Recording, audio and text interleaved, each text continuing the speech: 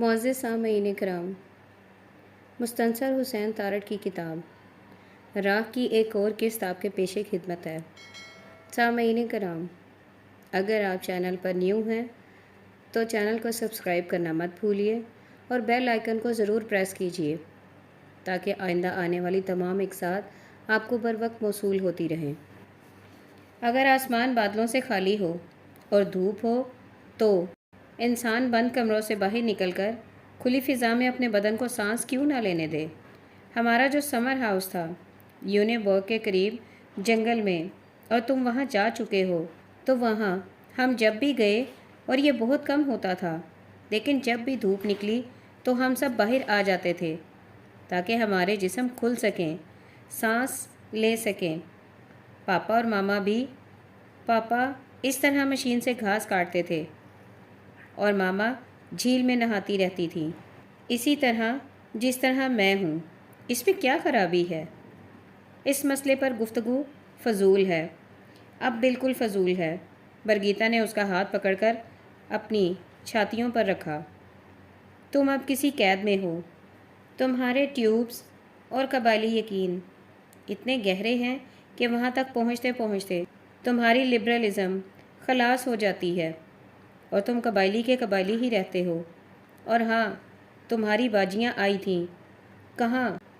مشاہد نے اپنے ہاتھ چھڑا کر کوٹھی کے اس پھاٹک کی طرف سہم کر دیکھا جو اب وہ سیدھا ہو کر ٹیڑھا ہو چکا تھا، اور اگر کوئی شخص قدرے جھک کر اس کے اندر جھانکے تو وہ ان دونوں کو بآسانی دیکھ سکتا تھا، وہ جیسے بھی تھے اور جہاں بھی تھے۔ صبح سویرے مجھے میری کرسمس کہنے آئی تھی۔ Isn't it sweet؟ صرف اس لیے آئی تھیں؟ ہاں، اور حسب عادت میں بھی منتظر تھی، اور انہوں نے مجھے مایوس نہیں کیا۔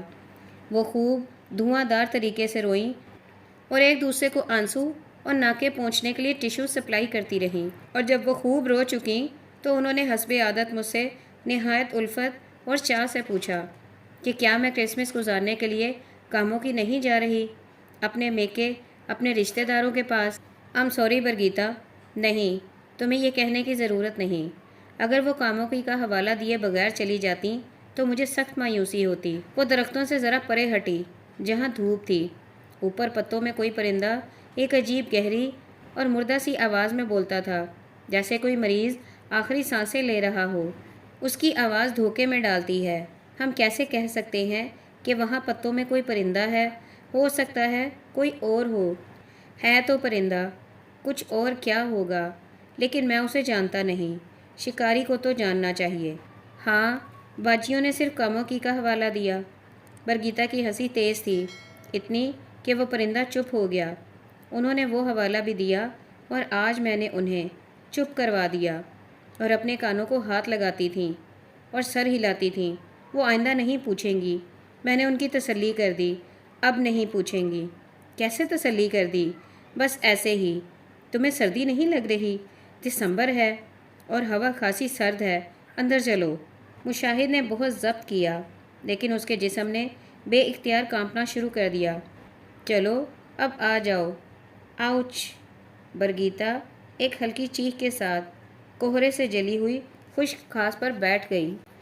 وہ مشاہد کے آگے آگے چل رہی تھی اور اب وہ منہ پرے کیے بیٹھی تھی اور اپنے تلوے کو ٹٹولتی تھی۔ ایک سیاہ ناگ پھیلا ہوا پھن تھا جو جھکا ہوا تھا، اور اس سیاہ پھیلاؤ سے اس کی نظر نہ ہٹتی تھی۔ یہ ہوس کب ختم ہوگی؟ 10 برس پیشتر وہ صرف دیکھنے پر اکتفا نہ کرتا، ہرگز نہ کرتا، لیکن اب وہ صرف دیکھتا تھا تو یہ ہوس کب ختم ہوگی؟ شریف مالی سے کہو کہ گھاس میں سے کنکر چن دیا کرے۔ وہ اٹھی اور برآمدے کی جانب بڑھنے لگی جہاں وہ کھڑکی ابھی تک کھلی تھی۔ سل پر قدم رکھنے سے اسے کچھ یاد آیا اور وہ مشاہد کے پاس لوٹ آئی۔ مردان از ہیئر۔ مردان! اس کے لہجے میں دسمبر کی دھوپ کی نرم گرماہٹ تھی، جیسے وہ گلیشیئر تھا اور اب اس دھوپ کی گرمی سے پگھلتا تھا۔ وہ کب آیا؟ جب تم ہنٹ کے لیے نکلے ہو، بس اسی وقت۔ اب تمہاری جیپ کے انجن کی آواز دور ہو رہی تھی کہ وہ آ گیا۔ کدھر ہے؟ ادھر جہاں وہ ہوتا ہے۔ ادھر 7 کمروں والی کوٹھی کا وہ حصہ تھا جسے اور تو اور مالی بھی اس کوٹھی کا حصہ نہ سمجھتا تھا۔ درختوں کے جھنڈ سے پرے شیشم کے 2 تناور پیڑ تھے اور ان کے سائے میں 4 دیواری کے ایک کونے میں صرف ایک دور سے مسمار شدہ کمرہ تھا جو کبھی نوکروں کے کام آتا تھا۔ پھر کوٹھی کے دوسرے سرے پر نئے کوارٹرز بن گئے اور یہ ایک کمرہ حاملہ بلیوں اور آوارہ کتوروں کی آماج گاہ بن گیا۔ نہ صرف یہ کہ اس کے ٹوٹے ہوئے بوسیدہ کوارٹروں تک سرکنڈے پہنچتے تھے، بلکہ اس کی چھت پر بھی گھنی گھاس تھی جو اب خشک ہو کر اینٹوں پر سے لٹکتی تھی۔ کمرے کا فرش کچا تھا اور بارشوں میں اس کی چھت سے وافر پانی نیچے آتا اور ان جنگلی بوٹوں کے لیے جو اس کے فرش میں سے پھوٹتے رہتے تھے مسرت کا باعث بنتا۔ مردان علی جب بھی نمودار ہوتا یہیں ٹھہرتا۔ تم اندر چلو اور کچھ پہن لو، میں اسے مل کر آتا ہوں۔ سیلن زدہ کچے فرش میں سے نکلتے بوٹوں اور گھاس کی باریک پتیوں کے اوپر وہ گچھا مچھا ہو کر ایک بچے کی طرح سویا ہوا تھا۔ اس کے سرہانے اس کا چھوٹا سا رک سیک تھا، شیو کا سامان، سلیپنگ بیگ، ایک شلوار قمیض، کورے کاغذ اور چند بال پوائنٹ، اور رک سیک کے برابر میں سیاہ ربڑ کے موٹے تلے والے سفری بوٹ تھے جنہیں ایک دوسرے کے ساتھ تسموں سے باندھ کر رکھا گیا تھا۔ مردان وہ اس کے پاس بیٹھ گیا اور اس نے جھک کر اس کے کان میں کہا، اور وہ جیسے اسی آواز کا منتظر تھا۔ اس نے صرف ایک آنکھ کھولی اور مسکرا دیا، ہیلو بھائی جان، اور اپنے دونوں بازو اس کی جانب پھیلا دیے۔ مشاہد اس کے ساتھ لپٹ گیا اور وہ دونوں ان دنوں کی طرح آرام سے پہلو با پہلو لیٹ گئے جب ان کی ماں انہیں ایک ہی چارپائی پر سلا کر چلی جاتی تھی۔ مشاہد کبھی اس سے الگ ہو کر اسے جی بھر کے دیکھتا تھا اور پھر لیٹ جاتا تھا۔ اس نے اپنے وقتوں میں بہت سارے لوگوں کے ساتھ محبت کے جذبات کا اقرار کیا تھا، ان میں مرد اور عورتیں سبھی شامل تھے، بلکہ برگیتا بھی شامل تھی۔ برگیتا کے لیے وہ جو کچھ محسوس کرتا تھا اسے وہ رندے ہوئے گلے کے بغیر لفظ نہیں دے پاتا تھا۔ شاید اس نے برگیتا کے لیے وہ تمام شدتیں محسوس کیں جو اس نے الگ الگ درجنوں خواتین کے لیے محسوس کیں، اور پھر بھی زیادہ۔ برگیتا کے ساتھ اس کا لگاؤ نارمل ذہنی سطح پر نہ تھا، اس میں ایب نارملٹی کا ایک واضح شائبہ تھا۔ وہ اسے بے قابو کر دیتی تھی، لیکن اس کے باوجود اس نے اپنی پوری زندگی میں کسی کو دیکھ کر پگھل جانے والا جذبہ صرف مردان کے لیے محسوس کیا تھا۔ ایسا لگتا تھا جیسے وہ ابھی تک ایک ہی ناڑو سے بندھے ہوئے ہیں۔ اسے دیکھ کر وہ برگیتا اور 7 کمروں والی کوٹھی سے غافل ہو جاتا، اس کے باوجود کہ وہ کبھی کبھار اسے پہچاننے سے انکاری ہو جاتا۔ مشاہد اس کے کان میں اسی طرح سوئے ہوئے سرگوشی کرتا، مردان، اور وہ جا کر کہتا، تم کون ہو، دفع ہو جاؤ، اور مشاہد جان جاتا اور خاموشی سے اپنے آپ کو سنبھالتا، آنکھیں نہ جھپکتے ہوئے پیچھے ہٹ جاتا اور پھر انتظار کرتا، اور کچھ دیر بعد وہ ایک مسرت سے سرخ ہوتے چہرے کے ساتھ اس کی طرف دیکھتا اور کہتا، بھائی جان۔ وہ ایب نارمل تو تھا، لیکن اتنا نہیں جتنا کہ لوگ سمجھتے تھے۔ مردان، کیا تم حیران پریشان ہو؟ مشاہد اٹھ کر بیٹھ گیا۔ ہاں بھائی جان، اس نے اسی ردم میں کہا، نہ صرف حیران پریشان بلکہ جنگل بیابان۔ اور کدھر سے آئے ہو تم حیران پریشان؟ مردان نے اپنے بڑے بھائی کی جانب دیکھا اور جواب نہیں دیا، اور اس کے دیکھنے میں وہ شرارت اور شرمندگی تھی جو کبھی اس کے بچپن میں اس کی آنکھوں میں آتی تھی جب وہ گرمیوں کی دوپہروں میں آوارہ گردی کر کے واپس آتا اور اس کے پیچھے پیچھے رسی یا کسی چیتھڑے سے بندھا ہوا کوئی آوارہ کتورا گھسٹتا چلا آتا تھا، اور وہ کہتا تھا، بھائی جان یہ ڈبو ہے۔ اگر یہ ڈبو ہے تو میں کیا کروں؟ مشاہد غصے میں آ جاتا، بھائی جان یہ وہاں ایک نالی میں بیٹھا تھا اور مجھے ترس آ گیا۔ بھائی جان یہ وہاں ایک کتے کی زندگی بسر کر رہا تھا، کیا ہم اسے ایک بہتر زندگی نہیں دے سکتے؟ مشاہد کا غصہ سرد ہو جاتا کہ اس بچے کے ذہن میں ایسی باتیں کہاں سے آ جاتی ہیں۔ وہ ڈبو بھی رکھ لیا جاتا، اور جب گھر میں ہر طرف ڈبو ہی ڈبو ہو جاتے تو ایک روز ان کی ماں انہیں ایک مرتبہ پھر کتوں کی زندگی بسر کرنے پر مجبور کر دیتی اور انہیں گھر سے نکال باہر کرتی۔ ڈبوؤں کو تبھی گھر سے خارج کیا جاتا جب دونوں بھائی کہیں گئے ہوتے، اور پھر واپسی پر ان کی جدائی میں ایک دوسرے سے لپٹ کر دیر تک روتے رہتے۔ آج بھی اس کی آنکھوں میں وہی شرارت اور شرمندگی تھی۔ وہ مشاہد سے 6 برس چھوٹا تھا، لیکن اس کے گھنے بالوں میں سیاہی اب کم کم دکھائی دیتی تھی، اور اگر وہ 2-4 روز شیو نہیں کرتا تھا تو اس کی داڑھی یکسر سفید نظر آنے لگتی۔ ہاں، اس کے چہرے کی سادگی اور بھولپن کو زمانے نے متاثر نہیں کیا تھا، اور مشاہد جب بھی اس کی جانب دیکھتا اسے سفید بال دکھائی نہ دیتے، صرف اس کا بچپن دکھائی دیتا۔ اسکول میں دسمبر کی چھٹیاں تھی بھائی جان۔ وہ اٹھ کر بیٹھ گیا اور اس کی بڑی ہوئی داڑھی کی سفیدی میں سبز گھاس کے تنکے اٹکے ہوئے تھے۔ میں نے سوچا آپ کو اور بھابھی کو میری کرسمس کہا جائے۔ میں نے آپ کے لیے کلفٹن سے ایک بکے بھی خریدا، لیکن وہ بہاولپور پہنچتے پہنچتے مرجھا گیا۔ I'm sorry بھائی جان۔ کوئی بات نہیں۔ مشاہد نے ایک ایسا کہا لگایا جس کے لیے صرف خوشی کی ضرورت تھی۔ پھر کیا ہوا؟ پھر میں بہاولپور اتر گیا اور وہاں سے منڈی یزمان اور پھر صحرا۔ دسمبر کی سرد خاموشی میں صحرا کی راتیں بھائی جان، اور دریائے گھاگرا کی خشک گزرگاہ میں صحرا کی راتیں۔ اور پھر ایک رات مجھے خیال آیا کہ مجھے کرسمس سے پیشتر لاہور پہنچنا چاہیے، لیکن میرا حساب غلط ہو گیا، میں پہلے نہیں پہنچ سکا۔ سوری بھائی جان۔ کوئی بات نہیں مردان۔ اور بھائی جان، صحرا واقعی جنگل بیابان، اور میں وہاں حیران اور پریشان، اور وہاں تو صرف اللہ نگہبان۔ مشاہد پھر دل کھول کر ہنسا، اور اس کی آواز درختوں کے جھنڈ سے پرے طویل کمرے کے اندر تک گئی، جہاں برگیتا نے اسے سنا، اور وہ جانتی تھی کہ جو خوشی مردان اس کے خاوند کو دیتا تھا وہ اس کے نصیب میں نہ تھی، لیکن وہ مردان سے جالس نہیں ہوتی تھی۔ میں یہاں 2 بجے صبح پہنچا، دیوار پھلانگ کر اندر آیا، آپ کے کمرے کا دروازہ کھول کر میری کرسمس کا نعرہ لگایا تو صرف بھابھی وہاں تھیں، اور وہ بہت خوش ہوئیں۔ لیکن بھائی جان، آپ خوش نہیں کیوں؟ تم نے کچھ کھایا بھی کہ نہیں؟ میں نے یزمان منڈی سے مکئی کے مرونڈے خریدے تھے، نہایت خستہ اور تازہ دیسی گڑ کی مہک والے۔ آخری 2 مرونڈے میں نے آپ کی آمد سے صرف 1 گھنٹہ پہلے کھائے تھے، بچائے آپ کے لیے تھے، لیکن لاہور کا پانی، لکڑ ہضم پتھر ہضم، اور مجھے پھر بھوک لگ گئی۔ بھائی جان، آپ خوش نہیں کیوں؟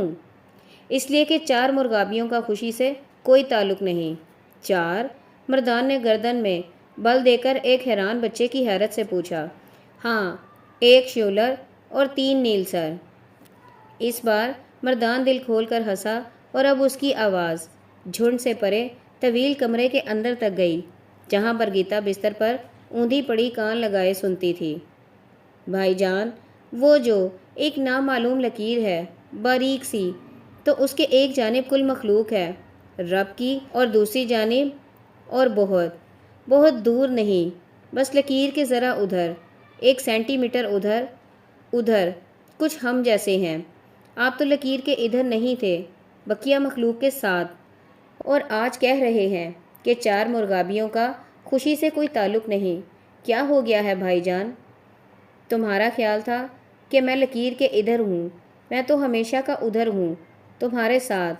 میں رکھ رکھاؤ میں الجھا رہا، توقعات پر پورا اترنے کی کوشش میں ایک ایسی زندگی تشکیل دی جو کوئی اور بسر کرتا رہا، اور میں الگ تھلگ ہو کر ایک فاصلے سے اپنے آپ کو وہ زندگی بسر کرتے ہوئے دیکھتا رہا، اور مجھے حیرت ہوتی تھی کہ یہ کون ہے جو میری زندگی بسر کر رہا ہے۔ میں بڑا بیٹا تھا، اور مجھے ایک مثالی بیٹا بننا تھا۔ مجھے بہت سارے لوگوں کی توقعات پر پورا اترنا تھا، صرف ماں باپ اور بہن بھائی نہیں، بلکہ پوری برادری اور نسل انسانی کی توقعات پر پورا اترنا تھا۔ یہ رول میرے لیے لکھا گیا تھا، لیکن میں برا اداکار تھا، ہمیشہ اپنی لائنیں بھول جاتا، اور اگر لائنیں ذہن پر زور دے کر یاد کر لیتا تو چہرے کا تاثر کچھ اور ہو جاتا۔ خوشی کے مکالمے ادا کرتے ہوئے اکثر اوقات میرے چہرے پر موت کی زردی ہوتی۔ تم بہتر رہے، تمہارے لیے کوئی رول نہیں تھا، تم اوریجنل ہو سکتے تھے، لیکن یہ طے ہے کہ میں بھی لکیر کے اس پار ہوں تمہارے ساتھ، شاید تم سے بھی پرے، بہت پرے، لیکن میں اپنے رول سے مکمل طور پر باہر نہیں آ سکتا۔ اور وہ 4 مرغابیوں والی کیا بات تھی؟ بس یہی کہ 4 مرغابیوں کا خوشی سے کوئی تعلق نہیں۔ اور وہ دونوں ہنستے اور ہنستے گئے، اور ہنس ہنس کر بے حال ہونے لگے۔ برگیتا تک ان کی ہنسی مدھم ہو کر پہنچتی گئی اور اسے یہ بری لگی۔ وہ الگ الگ ہنس سکتے تھے اور اسے جیلس ہونے کا خیال تک نہ آتا، لیکن وہ اکٹھے کیوں ہنس رہے ہیں یہ اسے برا لگا۔ تمہاری ٹانگ کا کیا حال ہے مردان؟ یہ مجھے کہیں جانے سے نہیں روکتی۔ مردان نے اپنی ٹانگ پر ہتھیلی پھیلا کر اسے تھپکا۔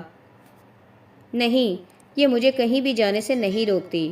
ہاں، یہ تو ہوتا رہتا ہے کہ جب ہوا میں یخ بڑھ جاتی ہے تو یہ ذرا تکلیف دیتی ہے۔ سردیوں کا موسم ڈھکے چھپے اور پوشیدہ زخموں کے لیے اچھا نہیں ہوتا، اور دسمبر کا مہینہ یوں بھی مجھ پر بھاری گزرتا ہے، آپ جانتے ہیں۔ ہاں میں جانتا ہوں۔ جانتے ہیں تو شش۔ مردان نے شرارت سے مسکرا کر لبوں پر انگلی رکھ لی۔ شش، چپ رہیے، کسی کو بتانا نہیں۔ میں حلف اٹھاتا ہوں کہ میں ہمیشہ چپ رہوں گا اور چپ رہنے کے سوا اور کچھ نہیں کروں گا، کہ اسی میں میری عافیت ہے۔ مشاہد نے ہتھیلی پھیلا کر ہاتھ اٹھا دیا۔ میں حلف اٹھاتا ہوں۔ بھائی جان، یہ مردان کی آواز تھی، لیکن کہیں دور سے آتی تھی۔ مشاہد نے سر جھٹک کر کسی خدشے کے خوف سے چونک کر اس کی جانب دیکھا۔ بھائی جان، پلیز میری مدد کیجیے۔ مردان کا سانس بھاری ہو رہا تھا اور وہ بامشکل بولتا تھا، پلیز، آپ جانتے ہیں کہ… مشاہد نے پہلے اسے دونوں بازوؤں میں تھاما اور پھر اپنے ساتھ لگا لیا۔ مردان، تم پرواہ نہ کرو، میں تمہارے ساتھ ہوں۔ یہ دسمبر بھی گزر جائے گا، میں وعدہ کرتا ہوں۔ مردان بہت مدھم آواز میں بول رہا تھا، جیسے ہچکیاں لے رہا ہو، اور اس کا بدن اس کچے فرش والے کمرے کی یک ٹھنڈک میں ہولے ہولے کانپتا تھا، اور مشاہد اس کے بدن کو تھپکتا تھا جیسے اسے سلانے کی کوشش میں ہو، اور اس کی آواز مدھم ہوتی چلی جاتی تھی، اور پھر یکدم اس نے اپنے آپ کو مشاہد کے بازوؤں سے الگ کیا۔ تھوڑی دیر سر جھکائے شرمندہ سا بیٹھا رہا اور پھر آنسو پوچھتے ہوئے کہنے لگا، بھائی جان، ہاؤ اسٹوپڈ آف می۔ نہیں نہیں، مشاہد نے زور زور سے سر ہلایا، نہیں مردان اور بھائی جان۔ مردان کی آواز اور چہرہ کچھ دیر پہلے کی کیفیت میں لوٹ آئے۔ شہر میونک میں آج کرسمس ہے۔ شہر میونک میں، شہر لاہور میں بھی آج کرسمس ہے مائی ڈیئر مردان۔ نانا۔ مردان اٹھ کھڑا ہوا اور اپنی پھیکی پھٹکی نیلی جین پر سے گھاس کے تنکے جھاڑنے لگا۔ شہر میونک میں آج کرسمس ہے، اور میں جانتا ہوں کہ آپ اور بھابھی ہر کرسمس کو برائے ہلکی پھلکی چہل قدمی اور تفریح دریائے راوی کی طرف کوچ کرتے ہیں، تو بسم اللہ کوچ کیجیے۔ ہم یہاں بقدر ظرف مزید استراحت فرماتے ہیں۔ تم بھی ساتھ چلو گے؟ نہیں بھائی جان، تم چلو گے۔ بھابھی، شہر میونک میں آج کرسمس ہے۔ مردان نے منہ پر ہاتھ رکھ کر شرلاٹے بھرتی ہوئی دلیز جیپ میں، چہرے پر سرد تھپیڑے ہوا میں اور نہر کے کنارے دسمبر میں کہا۔ برگیتا سفید کشمیری شال میں اپنے آپ کو سنبھالتی تھی کہ وہ بلاؤز اور نیلی جین میں تھی، اور یہ زمانے ایسے تھے کہ ان میں شال ضروری تھی، اور شال کے نیچے جو کچھ بھی ہو غیر ضروری تھا۔ وہ اپنے دیور کی بات سن کر مسکرائی، لیکن ذرا سی الجھ گئی کہ صرف شہر میونک میں ہی آج کیوں کرسمس ہے۔ مشاہد زبان سے داڑھ کے خلا کو محسوس کر رہا تھا اور لاہور کی اس ہوا کو اپنے بدن میں اتارتا تھا جس کے لیے اس نے بہت شہر اور بہت قصبے چھوڑے تھے۔ سنیں بھابھی، صرف آپ کے کانوں کے لیے۔ مردان پھر زور سے بولا، سنیں، آج کرسمس ہے، شہر میونک میں آج کرسمس ہے، فاصلوں کی کمند سے آزاد۔ میرا دل ہے کہ شہر میونک ہے۔ چار سو جس طرف کوئی دیکھے، برف گرتی ہے، ساز بجتے ہیں۔ یقیناً مجید امجد۔ مشاہد نے سر ہلایا۔ اور کون بھائی جان، اور کون؟ فاصلوں کی کمند سے آزاد، اور میرا دل ہے کہ شہر میونک ہے۔